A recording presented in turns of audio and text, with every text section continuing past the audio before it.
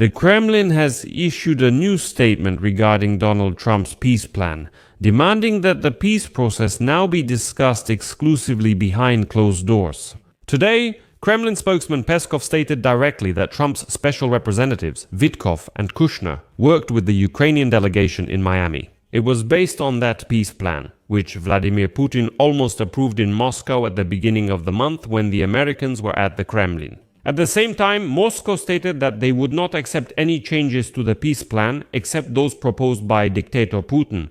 And here, Western analysts note that Trump is now openly saving Putin's regime in this war.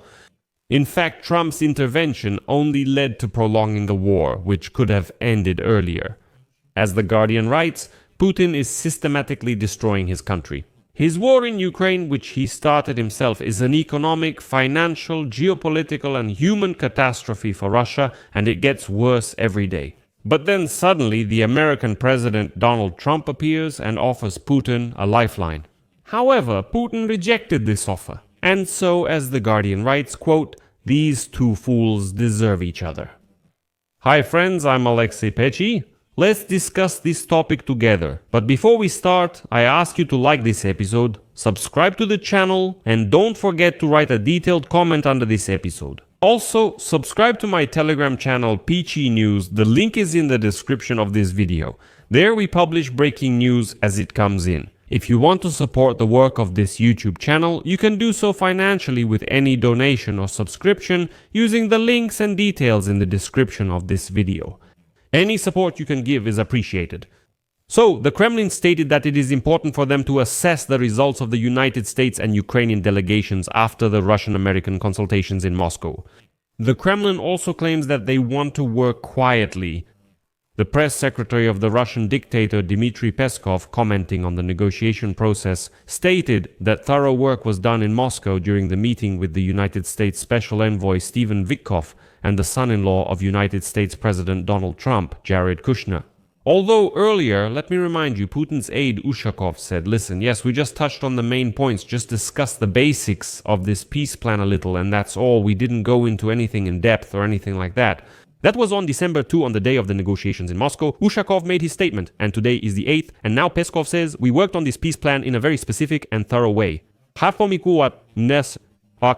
This is a reference, my reference to how much you can actually trust the unwashed Russians. A Russian means lies, that's already an axiom, but I'll give you a quote from Peskov. And then, Vitkov and Kushner were already working based on the results that had been achieved. In Moscow, they were already meeting with Ukrainian negotiators led by Rustam Umerov, Secretary of the National Security and Defense Council of Ukraine. Now, we need to understand what the results of this work are. In addition, according to Putin's press secretary, the parties now supposedly understand more that they need to work in silence. And the Kremlin insists that the key details of the peace agreement should not be disclosed until they are actually signed. Let me remind you, on December 2, Russia's leader Vladimir Putin met in Moscow with United States Special Representative for Middle East Affairs Steve Vitkov, during which Trump's son-in-law Jared Kushner and Putin's envoy Kirill Dmitriev were also present. That meeting lasted for 5 hours. Putin's aide, Yuri Ushakov, said after meeting with the American delegation that there are still no compromises on the war in Ukraine. After that, Trump's negotiators held several meetings with the Ukrainian delegation. On December 6, President Volodymyr Zelensky of Ukraine had a 2-hour phone call with Vitkov and Kushner. And so, according to Axios sources, the parties discussed territories and security guarantees. On the second issue, an agreement has basically been reached, but on the first one, absolutely not. Today, Zelensky said negotiations are again at a dead end. And today, The Guardian columnist Simon Tisdall confidently stated that Trump's interference only makes this war endless. Quote, President of Russia, Vladimir Putin is systematically destroying his country. His war in Ukraine, which he started himself, is an economic, financial, geopolitical and human catastrophe for Russia, which is getting worse every day for his own unclear reasons. President of the United States Donald Trump, another national threat, offered him a lifeline last week, but Putin rejected the offer. These two fools deserve each other.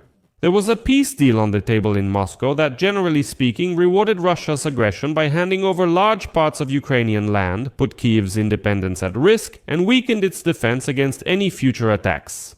Trump's agreement, if it had gone through, would have split the United States and Europe, undermined NATO, boosted Russia's economy, and likely toppled the government. All of these are key objectives of Russia's war. But Putin, suffering from neo-imperial fantasies and a mania to go down in history, said no. He believes he can get to all of this and even more. Continuing the fight, he convinced the naive Trump that Russia's victory is inevitable and that the real warmongers are the cunning Europeans. But in fact, Putin has not achieved any of his goals in this war. Moreover, after 2 years of growth artificially fueled by increased defense spending, Russia's oil and gas revenues, which make up to half of the country's state budget, have fallen by 27% year-on-year. And the country is facing a looming recession. Inflation has risen to 8% and interest rates are above 16%. Here's another quote from the publication. The budget deficit is increasing, and more than half of Russia's liquid sovereign fund has been spent since 2022. State monopolies are deep in debt. Foreign investment has collapsed. Spending on strategic imports is up 122%, and taxes are rising quickly for the population. And all this is for the sake of financing Putin's war in Russia. We even have to pay more just to drown our sorrows in alcohol, because vodka prices are going up. In addition, Ukraine has discovered Russia's weak spot: oil refineries, pipelines, and the shadow fleet of tankers. Kyiv regularly strikes energy facilities deep inside Russia, causing panic and fuel shortages. Meanwhile, two Russian energy giants, Rosneft and Lukoil, are experiencing serious problems as Asian buyers, particularly in the key Chinese market, are urgently avoiding United States secondary sanctions. The destruction of Russia by Putin is accompanied by a sharp decline in geopolitical influence for Ukraine. Stuck in Ukraine, Moscow could only watch as Syria, a valuable ally in the Middle East, turned to the West, and Iran came under attack from the United States and Israel. Now Venezuela is also seeking support in vain, relations with China are disrupted, and a humiliated Russia has been reduced to the role of a dependent junior partner. Last week, during his visit to India, Putin looked like he needed a country that, under United States pressure, is now boycotting Russian oil. So, Tisdall comes to the conclusion that Russia should have been pressured further, not saved. The recent failure of United States negotiations once again showed Trump's absurdly one-sided strategy toward Ukraine. By conceding to Russia from the very beginning, he undermined Ukraine by attacking Zelensky and stopping Putin. And one more quote from Tisdall at the end. Trump's selfish desire to play peacemaker and make a quick profit, appointing incompetent relatives and supporters as his representatives, as well as attempts to bypass and humiliate Europe, all of this helps and encourages Putin. Trump's interference prolongs the war. He should step back before causing even more harm, and Europe and NATO should intervene by providing Ukraine with more weapons, loans to offset losses with seized Russian assets. By applying energy sanctions, tougher kinetic measures in response to sabotage and cyber attacks, and showing a more unified determination to help end the era of terror of Vladimir Putin, I will leave it at that. Share your opinion and conclusions in the comments below this episode. Subscribe to the channel, hit the bell, and don't forget to like the video. That's all for now. Take care of yourselves. Goodbye, everyone.